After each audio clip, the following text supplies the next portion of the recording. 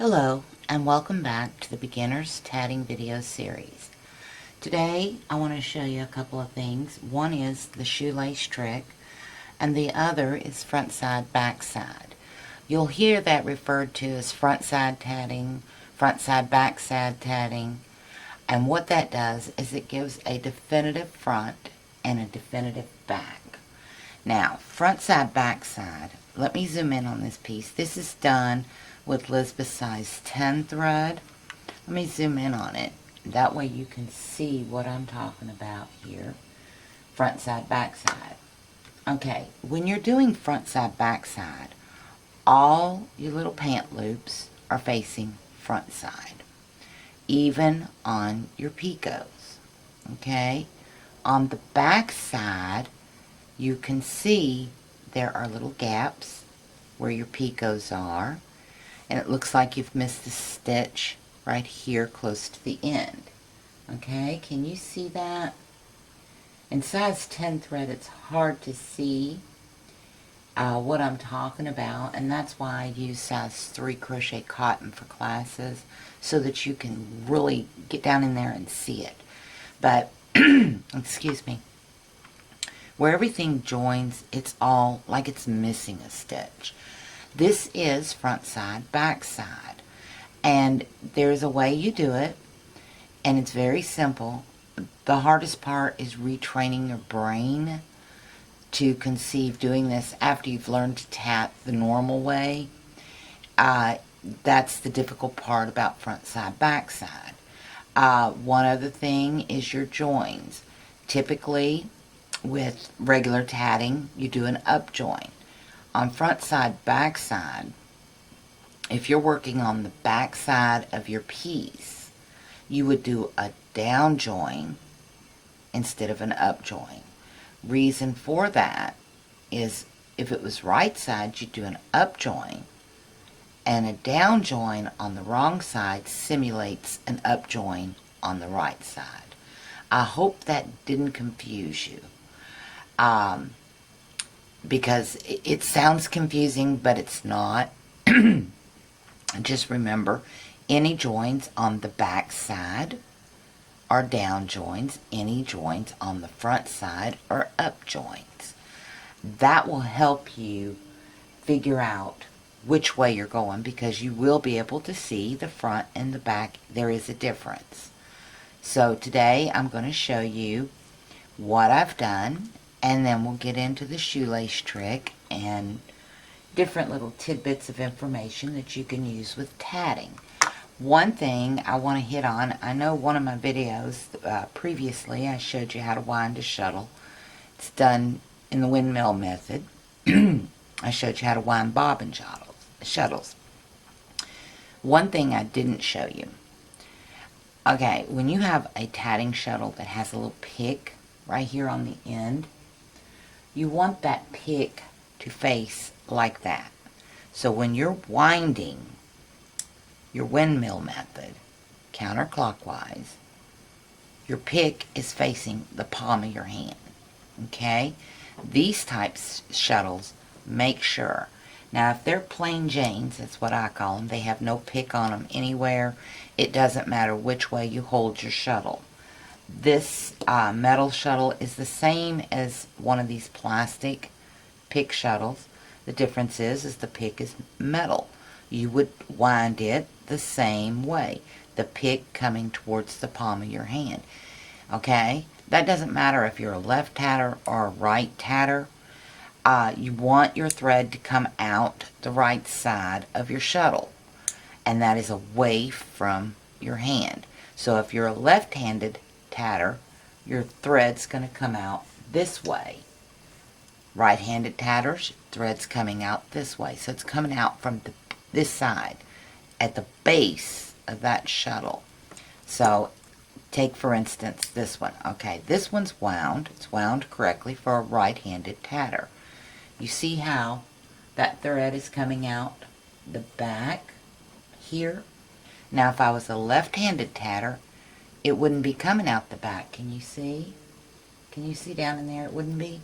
So, for a left-handed tatter, it would come out down here, and your pick would be on the wrong side, okay? So what you'd have to do is basically turn your shuttle. Then your pick's going to catch. So what you want to do is wind it according to whether you're left-handed or right-handed, because you want the pick up when you're tatting, okay? So if you're a left-handed tatter, you want your thread to come out this side of your shuttle, the left side. If you're holding that shuttle with the pick facing you, this is for a right-handed tatter. If it was coming out this side, it would be for the left-handed tatter. Okay? So maybe that'll help clear up some confusion, because I know left-handed tatters have a difficult time with tatting. Okay? But it's really not, because your left hand is doing all your work.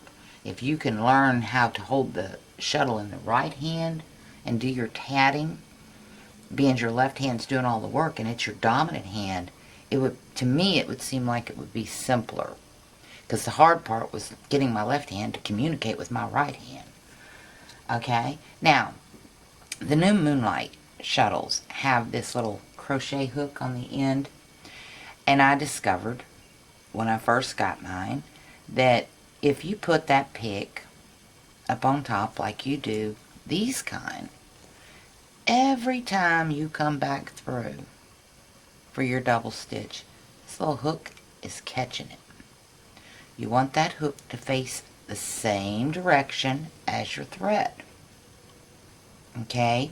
So if you put that hook on the bottom instead of on the top of your shuttle, that cures that problem. But like I say, I was pulling out more stitches than I could imagine with the hook being on top, like you do with these other shuttles. That's why I tend to use these types more often and a crochet hook, is because that prevents any questions. And the less questions I have, the happier I am. So I just wanted to give you that information and get it out there so you could understand a little bit more on how to wind a shuttle and what the different shuttles can do. The GR8s, same deal on the pick, but what I do is follow Randy's instructions with the GR8s. The little pretty delicate screw cap should be on top for right-handers. It'll be on the bottom for left-handers. So I don't know if he does special orders for left-handers or not. If you decide to get you a GR8, I'd ask Randy about that. So anyway, on to it, and we're going to show you how to do this front side, back side, and then I'm going to show you the shoelace trick. It's a real simple trick. It's tying your work to change your threads, basically.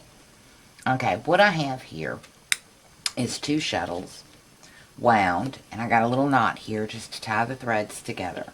This knot doesn't make a hill of beans with what we're doing today. What we're going to do, this is shuttle 2. This is going to be shuttle 1. Shuttle 1 we're going to make our rings with. Shuttle 2 we make our chains. So we set up for a ring, and we're going to do a 3 picot 5 picot 3. Okay, so let's get that done. 1, 2, 3, and a picot.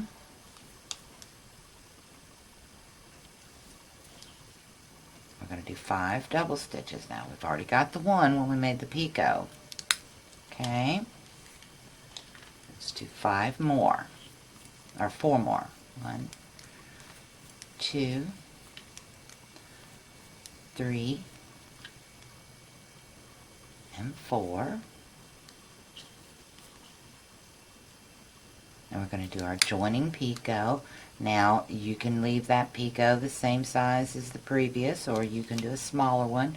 I choose to do a smaller one because it snugs the work up a little tighter, and I like the effect that it gives. So we're going to do a little joining picot right there. And again, I'm not using my picot gauge today. We're just guesstimating these picots. Going to get them as close as we can. As long as you're using a picot gauge, they call it training wheels. So I'll probably have my training wheels on for a long time. Alright, now I've already done my 3 double stitches, so we're going to close that ring. Now here's where the front side, back side comes into play. We've got our ring closed. After we do our ring, to do a chain, we have to reverse our work. Okay, let me get those tails out of the way. Roll up my thread so I don't have a big gawky amount of thread to work with. And we're going to wrap for a chain. Pull off enough thread. Now in this chain, unlike this piece, we're going to put a picot down here at the bottom so you can see the difference. Now this one here has, let me count the double stitches on it. 1, 2, 3, 4, 5, 6, 7, 8, 9, 10. Okay, that has 10 double stitches. So we're going to do 5 picot 5 on that chain. Okay, so we're set up to do our chain. Now, let me zoom in so you can see what I'm doing. Then I'll zoom back out after we get going, okay? As you can see, everything's set up for my double stitches. Now, this is where rods comes into play. I mentioned on a previous video the terminology rods. What that means, reverse order of double stitches. Okay? That means you're going to do the second half of the double stitch, then the first half of the double stitch. That's where your brain is going to get confused because you're so used to doing it the other way. So, here's how we're going to do it. The second half of the double stitch is over, under, pull, okay? The first half of the double stitch is under, over, pull. And as you can see, it's going to look like it's backwards. It's supposed to look that way, okay? I don't know if you can see a clear shot of that. Let me see if I can't get a little closer with that.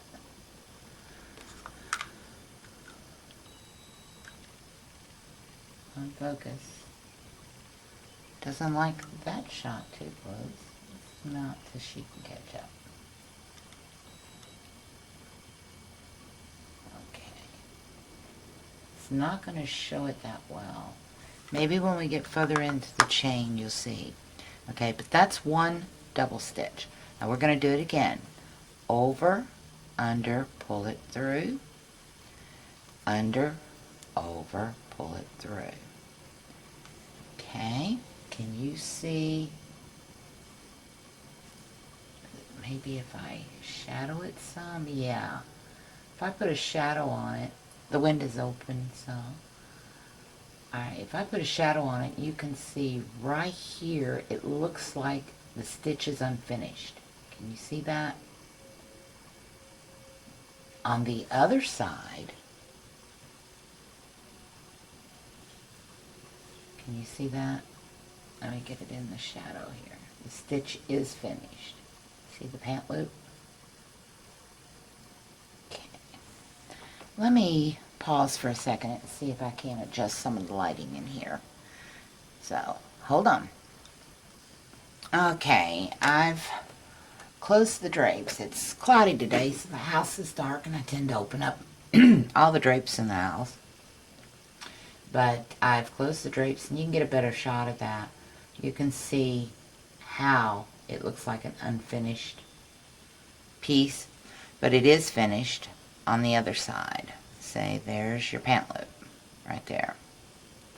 See? So, let's continue on. We're going to do 10 double stitches, but it's going to be 5 picot 5. And we've already got 2 on here. So we need to do the other 3. I'm going to do second half, first half, that's 1. Second half, first half, that's 2. Second half, first half, that's 3. And to make sure we've got all of our counts, we turn it back over and we count our pant legs. We got 1, 2, 3, 4, 5. We got 5 pant legs, or 5 pair of pants. Okay? Now, to put a picot in, it's the same way. You haven't changed your picots or nothing, you've just changed the way you've put your stitches in. So we pull it down, get our picot in. Now for our picot, same thing. Second half, pull it down, and then our first half of that stitch. And then we close that picot up. And this is where it really, really shows, right here. Can you see that? Let me turn it a bit. Right here on the back, you see there's nothing across there. Like on this one, okay, where the picot is, we've got our pants, see? Our little waistbands. But on this one, because we're doing front side, back side, we don't have a pant. Alright, but we do have our first double stitch right after that picot. See it? There it is. So let's continue on. We have 4 more double stitches to do to finish out this chain. Okay? And this is, you know, the reason I'm staying zoomed in is because this is important. Okay? It's 2, 3, 4, 5. And what I do when I'm counting off, because front side, back side, when I first started doing it, what I did to count off was 1 first half, 2 first half, 3 first half, 4 first half. And that retrained my brain. It put it as a mental thought in my head. Okay? So try that. Maybe it'll work for you. Alright, now here is the other side of that. We have our chain. All of our little pant loops are on there. I mean, our ring. Then we have our chain. And see, the picots on the chain match the picots up here on the ring. We have a definitive front and a definitive back, because on the back side we don't have our little pant loops right there. Okay? On the ring, we don't have our little pant loops right here. Okay? So it looks unfinished. And the back side of something is supposed to look unfinished. That's where all your work's at. Okay? So, let me zoom back out. And we're going to do the front side and join to this ring. Okay? So, get my threads all straightened out here because they got twisted. Alright, now pick up shuttle 1. Okay. And we're going to make our next ring. Now you pull it up snug to your chain. First half, second half. Do that 3 times. Okay, now that we've got that in there, let's loosen it up some. And we're going to connect to that. Okay, we're doing an up join.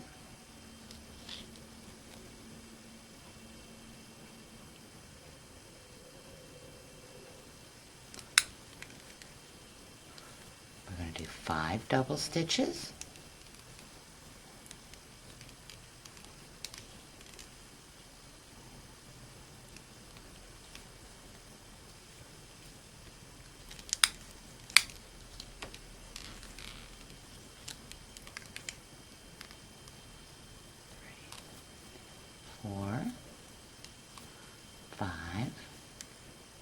I'm going to do a picot. Okay. And 3 double stitches. We've got 1 right next to the picot, doing 2 more. We've already got 2, so we get 1 more to go. And we're going to close that ring. Okay. Now, I'm not going to cut my threads off. I'm going to zoom into this so that you can see the whole piece. I am going to cut this tail off because it is distracting. Okay, I would have weaved them in, but as bulky as this thread is, weaving in ends is not a picnic, and it really shows on this size 3. So, Let me zoom in, get it up there. All right. A little bit more, right there. Okay, here we go. All the little picos hanging out there. You see it?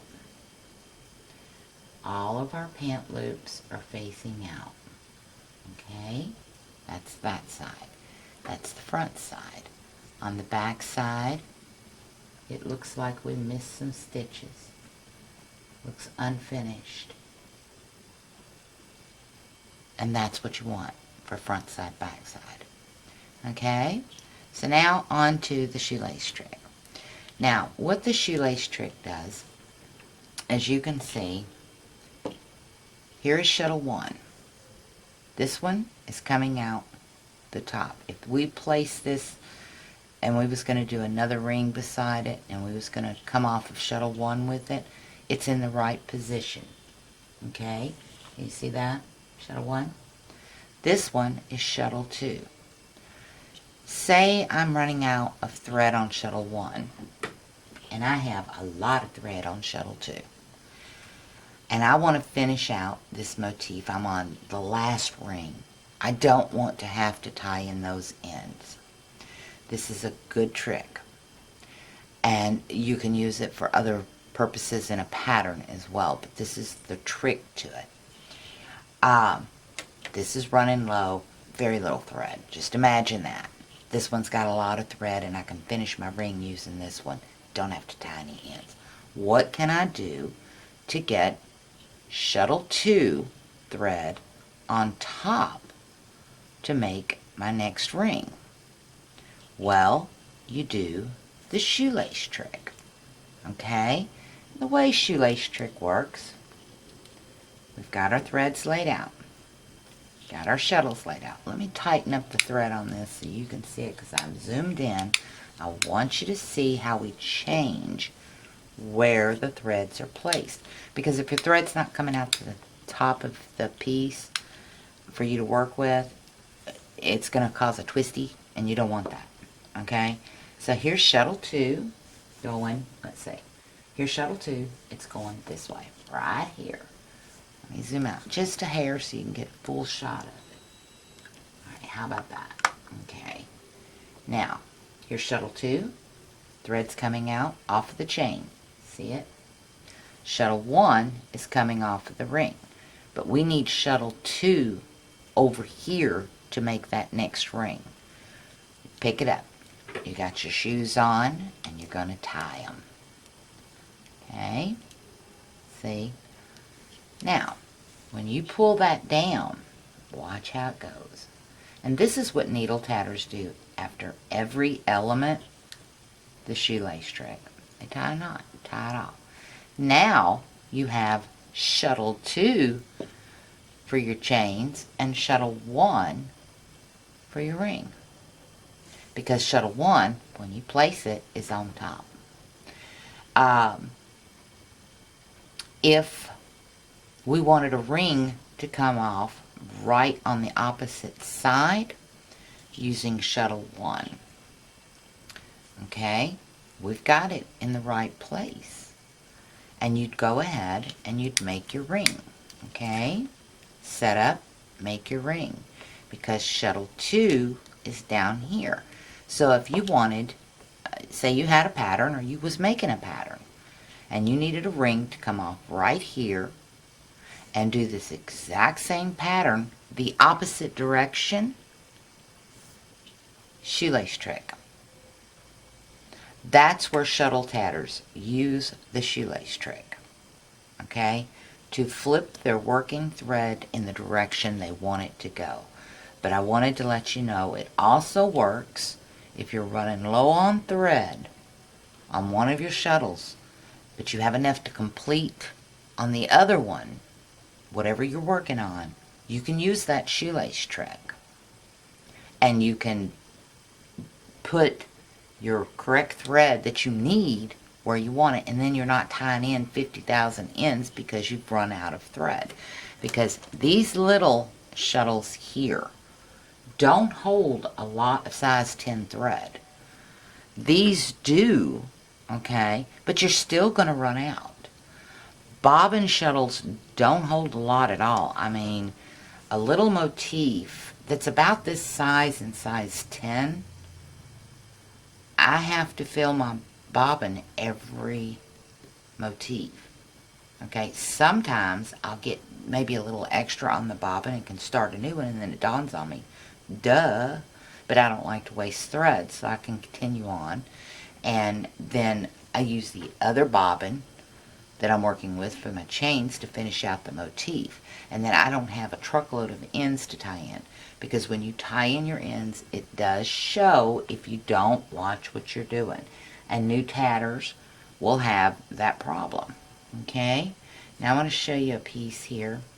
This is done in size 10 crochet cotton.